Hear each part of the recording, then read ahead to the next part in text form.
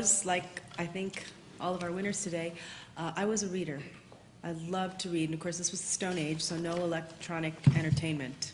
But the other important thing was that my father was an immigrant. My parents immigrated from Korea in the 1950s.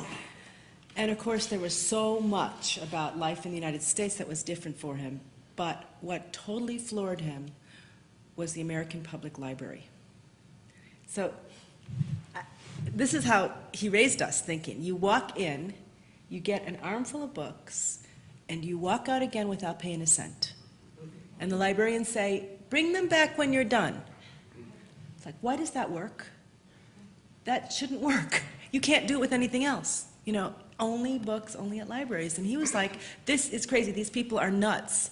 Why does this work? But he decided to take full advantage of it, and he took us to the library, you know, like religion, every couple of weeks, every 3 weeks. Eventually it changed to after a while. But the only flip side was that he would never buy me a book. Say, no, no, no, we'll get that at the library. But so I grew up a reader, and I don't even remember a time, I don't even remember a transition from reading to writing. It just, I would read something and I would be like, oh, that's so cool, and I would want to try to write something like it. So I have been a reader, of course, all my life, and writing in one way or another, again, like these young folks, all my life, but not writing books, not settling on writing books for young people until I was almost 40. So never too late to change course and go after your dreams. How much influence did your husband have as a journalist on you? Oh, on this book in particular. On my career in general, he's always been my biggest fan and my biggest cheerleader. He's the one who said, you know, you should, my very first book, he said, you should write that, you know, you should. And actually what he said, you should stop yapping about it and write it, is what he said. But that was good. That was like a kick in the pants that I needed. So, but this particular book, he, as a reporter, he was the one who first met Salva Duth, the subject of this book, interviewed him, did many stories about him for the national press, for newspapers. And although there are some young people who read newspapers, I figured it was mostly an adult audience who was reading those stories, and I thought that Salva was such an incredible person, I wanted to write about him for young people. So it's like, oh, I did many interviews with Salva, but a ton of the reporting for this book, the research, was my husband's. 1950, your dad comes to here from Korea. It was also the beginning of what we refer to as the Korean conflict. Yes. Was that a direct causal effect? Yes, he actually came over right after the war ended. Korea was completely devastated. It had been through World War II, and then very shortly afterwards, the Korean War. Just society was just, if you can imagine such a small country and so much conflict, just nothing was working. So the families that could afford to or just had some means of doing so sent their kids away. And my father and mother were both in that group of immigrants who came right after the Korean War. Very few of them, only 3,000, which might sound like a lot, but that was how many Koreans came in the 1950s after the Korean War. How does he look at it today? Well, I think he's the one who raised all of us, I have 2 siblings, with the attitude that yeah, the United States has a lot of stuff wrong with it. I mean, there's a lot of injustice, there's a lot of things going on that aren't perfect, but show me a better place to live. So, you know, you don't stop working on the bad stuff, but it, you know, they also are incredibly grateful and raised us that way for what this country does offer. So. Digressing a bit, because I'm curious, is your family, they talk about the normalization of the Korean relationship given what's going on in North Korea, South Korea? There's right. Always these steps to try to normalize relations, but at the same time, it doesn't seem to work out. What's the sense? Yeah, well, they have lived here for 60 years now, so it's been a long time since they lived in Korea. When they first left, of course, they were much closer to everything that was happening. For example, my mother had an uncle who got stuck on north of the border when the divide was created, and they never saw him again. You know, so there are things like that that most families in South Korea have some kind of story like that. And we still have family who are there. My uncle is there, and I still have family. So I think that from my parents' perspective, and mine too, of course, it feels very far away in some senses. And yet, when we think about our relatives that live there and how would life change for them, if Korea were to be all one country again, then it feels like it feels closer to home. But it's so hard to say what would happen. And I'm always interested in, for example, there's one of the photos outside of Mr. Jackson's life. What do you say? Do you say Judge Jackson? Justice Jackson. Justice Jackson. Was that there was the Japanese internment during World War II. They interned all Japanese American citizens, especially from the West Coast, and made them stay in basically sort of concentration camps. And one Japanese man named Frank Korematsu, he sued. He said, "I'm an American. You can't do this to me." And he lost in the Supreme Court 6-3. But Justice Jackson was one of the dissenting opinions. He said, he's right. He's an American. He shouldn't have to do this. I think about that once in a while because right now, if there is a crazy country in the world, it's North Korea, right? And I think, what if things got to the point where people said, oh, the North Korea, they've got nuclear, they're going to go crazy. All right, we can't trust any Koreans anymore. And that would be me and my family, So I think about that. I think about how, history is, I guess it's, some people like it's a cycle or waves. It's always coming back again, and we have to learn. We have to learn from what happened before. How do you pick a subject? Well, my first 4 books were historical fiction set in Korea. And that was pretty easy for me in a way because that was my family's background. And I think that's one of the keys to writing and writing well. You've got that personal stake. It's something you really, really care about. It's hard to write about something well when you don't really care about it. And that's why some school assignments are harder to write than others, right? When you've got something that you really care about. So, whenever you get an assignment, whether it's high school, college, see what you can do to talk to the teacher or to stay within the bounds of the assignment, but make it something that you really care about because your writing is going to be so much better. So I knew about Korean culture because of my family, but I did not know about the history of Korea as a country. And because quite rightly, I went to school here and I learned American history and American geography and American social studies, and I wanted to learn a little bit more about Korean history. So I started reading, and I read some really cool stuff. And one of the things about growing up Korean here in this country during the time that I did, this was way before Gangnam Style, okay? So very few people had heard anything at all about Korea, right? And people would say to me, are you Chinese? No. Are you Japanese? No. And that was like it. And then 60s and 70s, some people might say, oh, are you Vietnamese? Because that was in the, but it was like nobody knew about Korea. And it was the same whole issue of diversity in books and why it's so important that we have books about people of all races, colors, and every kind of walk of life. Because I got to feeling like, wow, being Korean is nothing. Nobody knows about it. It's just nothing. And so when I started reading this stuff, I was like, no, wait a second. It's a very small country, and it's never been a world power. But like every country, every culture, every family, there are some amazing stories. There's some really cool stuff. So I was starting to write these historical fiction stories just for me to sort of, recover some pride in being Korean and not feeling like it was nothing. And then I got lucky in that there was a publisher who said, yeah, I think this is an interesting story too. And her interest spurred me to say, yeah, she said, I'd love another book about Korean historical fiction.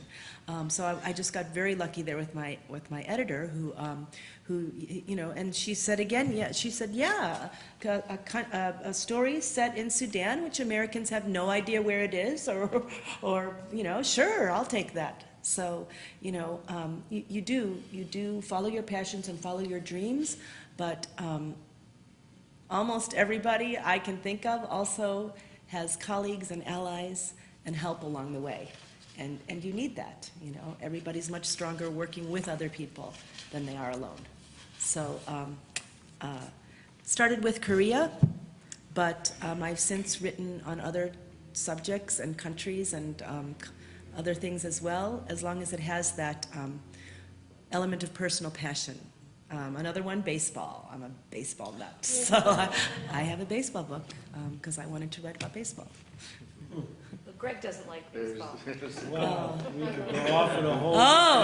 Let's! No, okay, right. All right. I'm telling you, I have stories.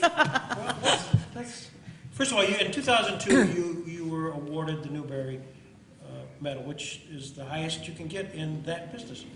How does the process work, and how were you informed, and what was your reaction? It's the American Library Association. It's a committee of 15 librarians. Not all librarians, but they have to be members of the American Library Association. Some of them are English teachers. They read books for a whole year. And then they settle on one winner and as many honor books as they feel merit. The entire process is secret, so there's no shortlist, there's no nominees. You don't know if the judges have even seen your book. There's this classic thing where they make the phone call very early in the morning of the day that the announcement is made. They call the publisher first, and the publisher provides the author's phone number, so they almost always wake you. You know, the phone ringing like at the crack of dawn, you know. Almost every author has some funny or ridiculous story about getting the call. And it is an amazing award because a book that wins the Newbery Medal will be ordered in multiple copies by nearly every public library and every school library in the country. So the Newbery Medal affects a book's sales more than any other award, including the Nobel Prize. Mm-hmm. The Nobel Prize does not net as much sales as the Newbery. And so it brings your book to this wide audience that it never would have had otherwise, and it keeps your book in print for years. I mean, that's every author's dream. Right? So every single person who has won the Newbery is just gobsmacked and so appreciative. But let me tell you this. If you write a book about 12th century Korean pottery, you are more grateful than any other Newbery winner. Okay? Because, I mean, the book got very nice reviews, but nobody was going to read this book. Really? I mean, would you have read it? It didn't have the Newbery sticker on it, right? So I just cannot believe there's Your husband read it, didn't he? Yeah, he did. And my mother, you know, but no, it's 1922, so it's had some 80 winners, and I cannot believe there's one who's more grateful than me. Fantastic. So, well, it's a tremendous honor. And what was the name of the book? A Single Shard. And for maybe not everybody read it, but for the one who didn't read it, what's the Reader's Digest of that? Oh, okay. The Reader's Digest is 12th century Korea was the apex of the Korean pottery trade. Its pottery was considered the best in the world, better even than China's, who had invented the art. So Korean potters had invented secret techniques that they didn't tell anyone else. The pottery trade was passed from father to son. So you would tell the secrets to your son so he could continue the trade. And the old thing is, how do you make a story? You do what if, right? So what if there were a boy living in that time who wanted desperately to learn this trade and know the secrets, but was an orphan, so therefore had no father to teach him? How would he realize his dream? So that's the Reader's Digest version. Before we get to baseball, and we will. I saw in your biography you were journalism for an oil firm. Yes, I was. And oil has gotten in the news a lot, oil firms, especially in New York State, in the wild world of fracking. So you are the public relations person of a oil firm trying to do fracking in New York. What are you going to say? Well, here's the thing. Like many of us and English majors, I left college with loans. And I wanted to pay them off as quickly as I could. And as an English major, the best job offer came from the oil company. And I did worry about stuff like that. how is that, and I wanted to learn as much as I could about the, what I considered the other side. I went to school in California, real hippie, liberal, pinko stuff, so, Stanford. yeah. So, Could have been so, Berkeley, it could have been worse. yes, that's right, it could have been worse. But the job that I eventually was hired for was the best job you can possibly have in public relations for an oil company. I was responsible for editing the quarterly newsletter that went to the company retirees. So it was like a small-town newspaper. There was hole-in-ones in golf, the great-grandchildren column.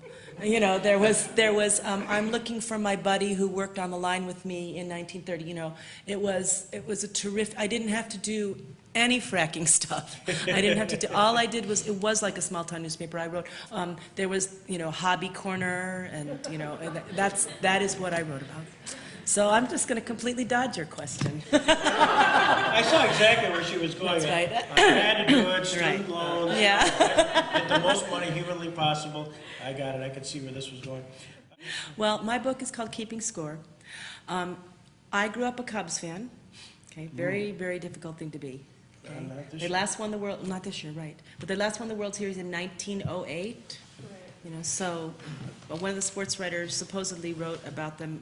Come on, give them a break. Any team can have a bad century. Okay, so I grew up a Cubs fan, and I ended up writing about a girl named Maggie who lives in Brooklyn in the 1950s, a huge Dodgers fan, because I wanted to write about classic baseball. I also wanted to write about the Korean War, one of the least known wars that our servicemen have been to. So writing about 1950s baseball gave me the opportunity to write about the Korean War as well, because this girl, who's a tremendous baseball fan, so there's all kinds of autobiographical bits. For example, I'm a die-hard Cubs fan, just live and breathe and just, but my favorite player was not on the Cubs. My favorite player was on the rival Pittsburgh Pirates, named Roberto Clemente. He was my favorite player. So I gave that characteristic to Maggie. Maggie is a die-hard Brooklyn Dodgers fan, but her favorite player is this very exciting young man on the rival New York Giants named Willie Mays. Willie Mays gets drafted during the Korean War and has to serve. Now, Maggie doesn't know it, but Willie Mays' army assignment was to play baseball to entertain the troops who came home. So he'd never even had to go to Korea. But she didn't know that. So she begins following the Korean War out of concern, worry for Willie Mays. So that's how I got the war story and the baseball story to intersect. But I used real baseball throughout the book. So she listens to the radio. This is going to be just a story for him, okay? You can talk among yourselves if you want. All right. So, all right. Now, the Right. announcer's going to be Russ Hodges, right?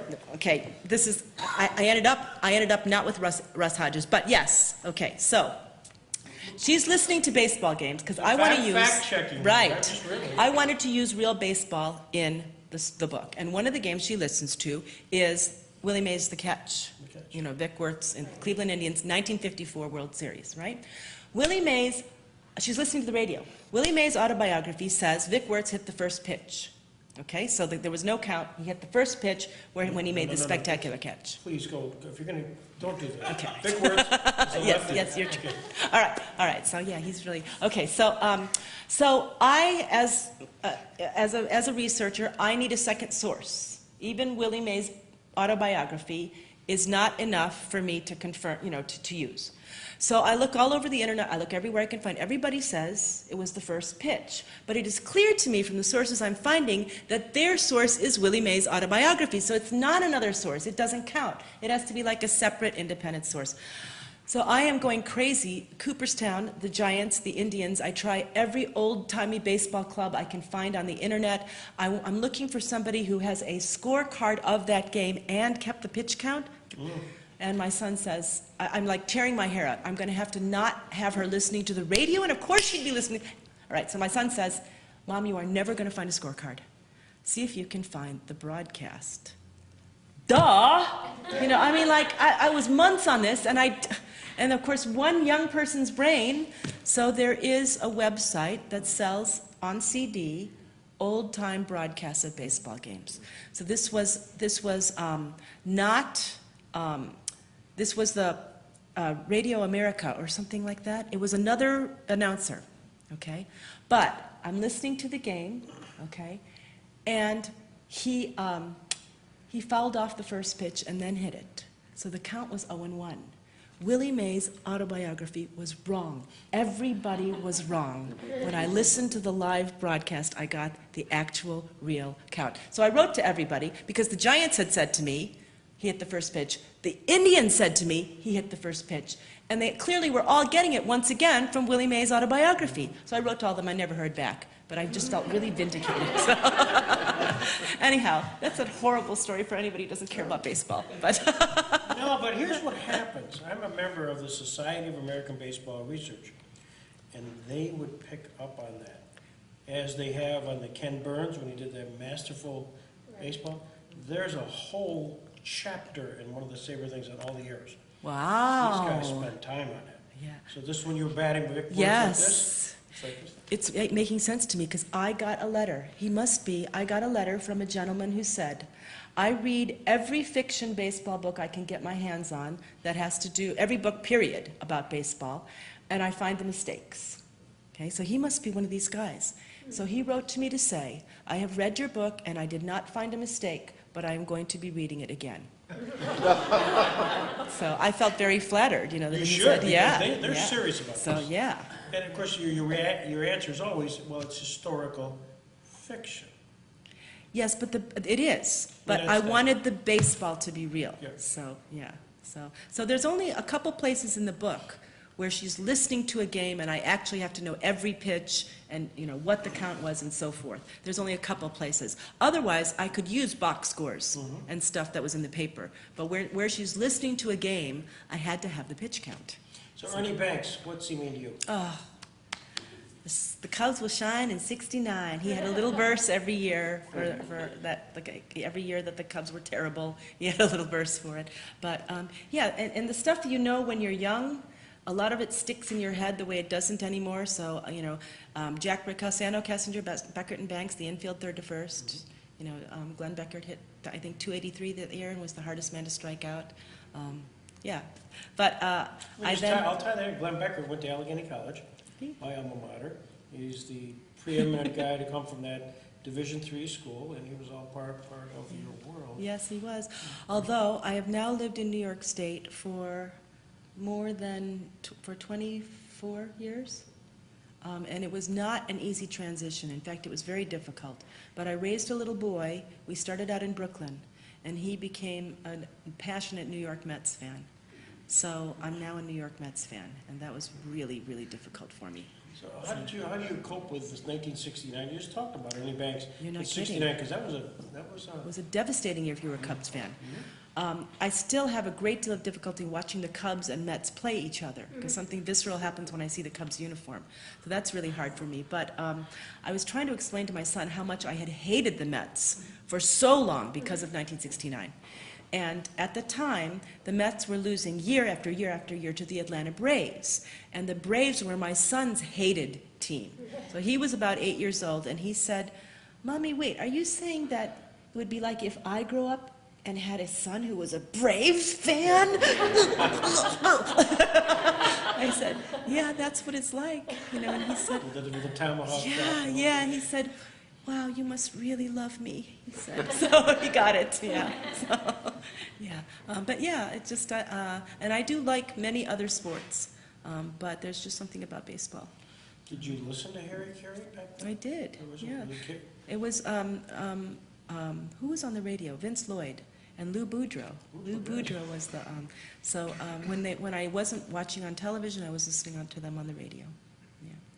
And this week, the Mets are on the West Coast, meaning the games don't start until 10 p.m. So after we go to bed and turn off the lights, I put the earbuds in and I listen to the Mets so I don't bother my husband. And it reminds me of when I was... Lucky man. Yeah. But it reminds me when I was little, when I used to take the transistor and I used to turn it to the lowest volume and put it right in my ear under the pillow and cover my head with so that my mother couldn't tell that I was listening to the West Coast games. But I'm like, golly, you think you'd grow up, you'd be able to listen to the games whenever you want, but no, I'm still having to hide it. So you're of that whole Ron Santo, Billy Williams. Oh, Billy Williams, era? yeah. Don Kessinger. Kissinger. Yeah. So, Wow. yeah. Ferguson Jenkins, all those, Ferguson yeah. Jenkins, Yeah, so now, yeah, and then, of course, the You Mets. realize what's gonna happen, it'll come down to the Mets and Cubs. I know, yeah. Well, it did last year, and the Mets Yeah. rolled over the Cubs, and that was, someone said to me, so you'll be happy if either team wins? And I'm like, no, I'll be miserable if either team wins. And that's kind of what it was like. But anyhow, they didn't come here to talk about baseball. I have to say that I have more than 20 books, and I've been very fortunate. And often young people will ask me, which is your favorite book that you wrote? And it is very, very true that every single book I've written has something about it that is my favorite. You know. But my favorite book to research was Keeping Score, because I was like knee-deep in baseball for months and months and months. So, and it's a book about baseball and a girl, but it's not about playing baseball. So librarians and teachers found it difficult to book talk to kids. It's got a girl main character, so sometimes the boys didn't want to read it, but it's got a lot of baseball, and sometimes the girls didn't want to read it because of that, you know, so it was a difficult sell on some levels. I like to think it's just a good story, so anybody would like it, but, and finally they fixed the cover. They had put a baseball diamond on the cover. And again, it's also not about playing baseball. There's lots of books about playing baseball. This is a book exclusively about being a fan, okay? So they changed, there's a significant dog in the story, and they changed the cover and put a dog on the cover of the paperback. So now it looks like a funny, friendly dog story, which it also is, and I hope that's going to help, you know, get rid of the problem that, oh, they don't want to read it. No, they don't want to read it, you know. So, yeah, so marketing matters. Sometimes people who write books for children are very condescended to in the real world. Oh, when are you going to write a real book? You know, oh, writing for kids, that must be so easy, that kind of thing. And people who write for adults, I used to really resent it, and now I'm like, you don't have a clue. You have no clue, okay? When you're a young person and you love a book, you remember and love that book for your whole life. Everybody remembers the books they loved when they were kids. A lot of adults don't remember a book they read last year, right?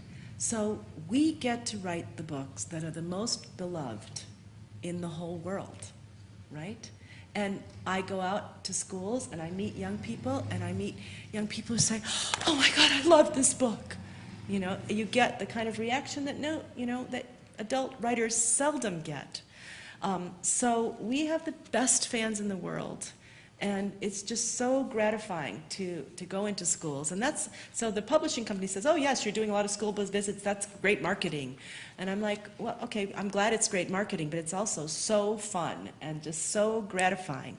And just, when a kid says to you, especially with this book, I never liked to read, but I loved this book. Can you give me names of other books that your book has turned a kid into a reader? Wow, it's just like, okay, I can die now. You know, I mean, so there are just so many things that are so rewarding about writing books for young people. Some of the books that I loved were by Catherine Patterson and Lois Lowry, Lloyd Alexander, Susan Cooper, and then there were some of the real, like old classics, like the Laura Ingalls Wilder books and Charlotte's Web, and all the famous classics, all of those. I read everything that I could get my hands on. So, and for me, that reading was just sort of osmosis. It's just sort of soaked into me. And when I was first writing, that's how I was writing. I was trying to write stories that felt like those books I had loved. So once I had some success and started getting some books published, writers' conferences and schools would say, would you come and talk to us? We'd like to give you a talk on how you develop a character. I'd be like, I have no idea. I had no idea how I develop a character, because it was just sort of instinctive from being a reader, from reading story after story after story after story and trying to kind of imitate how they developed a character. But since I've been asked so often, I've done a lot of thinking about it, and now I have certain answers that I give about how I develop a character, how I make my plot more suspenseful, you know, how I incorporate a theme and so forth. But at the beginning, it was just sort of, I'd learned by osmosis, and that's how I was writing. Specifically dealing with basically South Sudan, but over here in this western portion is a lot of genocide has allegedly occurred. Did that play in any of your research? It did in this sense, in that because Darfur was in the news so much, people often mistakenly thought that this was a story about Darfur, which it is not. So I did almost very little research about Darfur because that was not Salva's story. I was just writing Salva's story, and that is the research that I did. So I would just have to correct people and say, no, this is not a Darfur story. But there was, of course, any war is terrible. And of course, the South Sudanese war that Salva was involved in produced more than 2 million refugees. What's new in Sudan? This was done in 2010. Mm-hmm. This is 2016. Right. What's new? 2011, the conflict ended, and South Sudan became the world's newest nation. There was 2 years of a very confused peace. It's interesting. You're a new country. What do you do first? You know, big questions. So from 2011 to 2013, there was a very fragile coalition government, and it fell apart. So there is once again war in South Sudan, which just makes me want to go over there and bash heads. It's like you had a war for more than 20 years, you won, and now you're fighting each other? What is the matter with you? Sometimes I think that there need to be more women. Maybe, I don't know, you know. So Salva is still doing his work because he's drilling where there is no fighting. And just recently, I'm talking about in the last few weeks, right? There has been a ceasefire, and is that right, Ben? Yeah. There's a ceasefire, and they're trying once again to put together a coalition government. There's 2 major parties, sound familiar, that can't agree on anything, and their solution was, war rather than ads. So they're once again trying to work things out again. So that is the latest. But Salva has continued to do his work throughout, just by limiting his activities to areas of the country where there is no war. I've got 2. I've got one that's about reading, about how important it is for this generation to keep reading books, and even books printed on paper. You know, I'm an ebook fan, I've got my Nook with me, but there is different brain activity when you're reading electronic on a screen than there is when you're reading paper. So part of it is I do some proselytizing for continuing to read. And then I talk about how Salva's story is such an inspiration for me, as these young people did in all their essays. But Salva's story has been a terrific inspiration for community action, which is amazing, you know, and social justice, which is amazing. That was like an accident. I never intended that. I mean, what I wanted to sort of transmit with the book was, I have bad days, everybody has bad days. And when I have my bad days, I'm just like, oh God, I wish I hadn't gotten out of bed. You know, if it's really bad, I'm like, why was I even born, you know?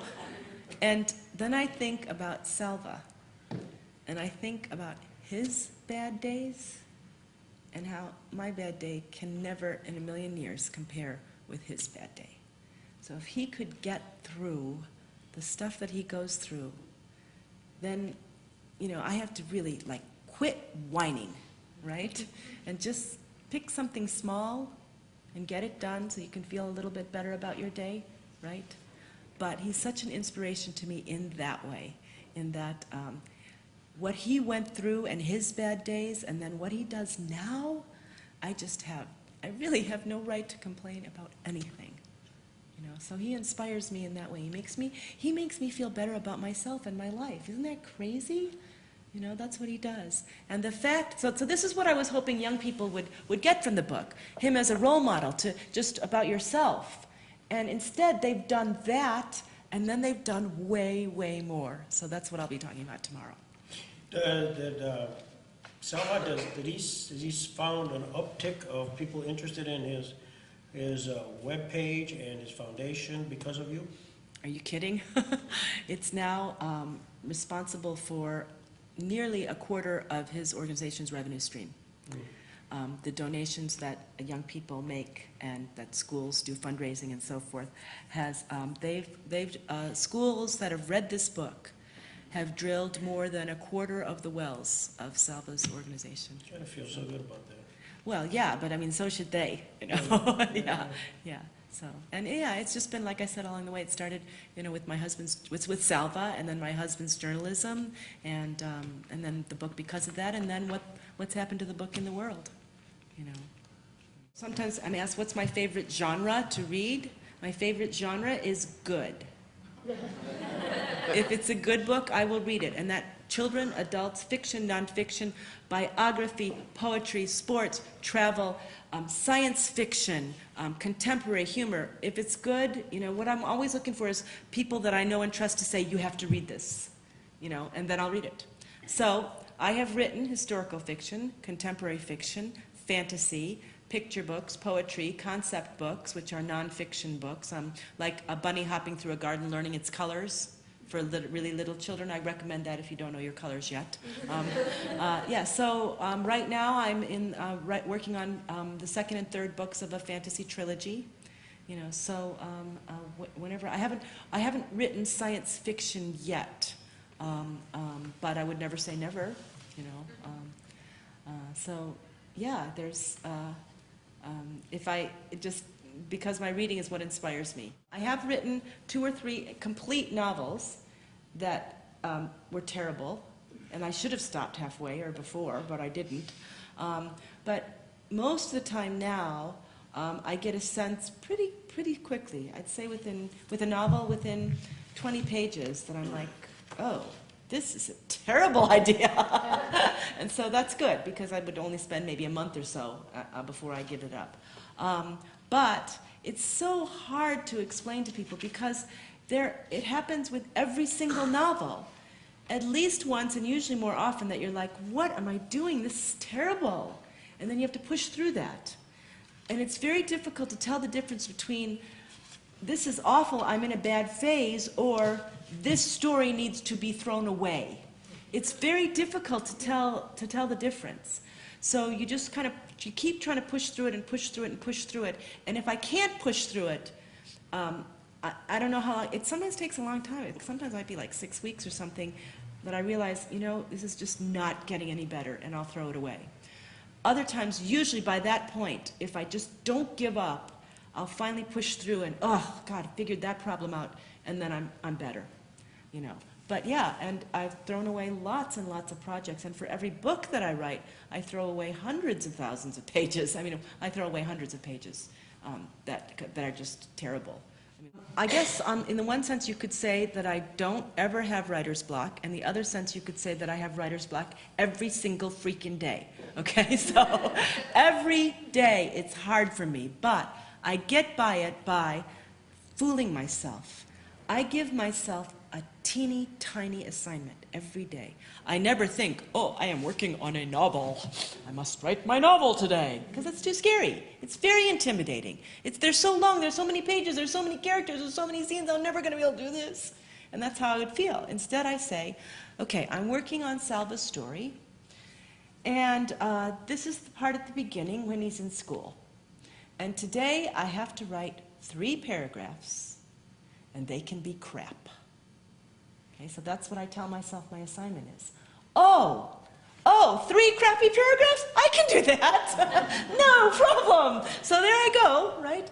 And I am going to rewrite those 3 paragraphs again and again and again until they're not so terrible, right? But every single day, a tiny assignment.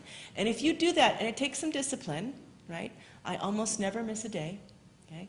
If you do a teeny tiny bit every single day, a year goes by, a year and a half, sometimes 2 years, and you look up and you've just typed the end. Oh my God, I've written a novel. Every single time it surprises me. And every single time I think, and I will never be able to do this again. I do. I think that every single time. But I did it this time just a tiny, tiny little bit at a time. So, some of you might remember that that's how Salva's uncle gets him through the Akobo Desert. You see that pile of rocks? Just get that far. You see that little tree? Just get that far. And then Salva takes that with him. Well, when he told me that, there was like this shock going up my system, because I'm like, that's certainly how I do my writing, and it's also how I get through my days if I'm having a bad time. Just one step at a time, 3 little paragraphs at a time, but just keep plugging away, just don't give up, and eventually, the book happens. There's no path for a writer, which is both liberating. You get to do it. You get to make up the path. And terrifying. I have to do this. There isn't any map, right? So I also tell young people who want to be writers to be very, very nice to your parents, because there is a good chance you will have to live with them for quite a long time.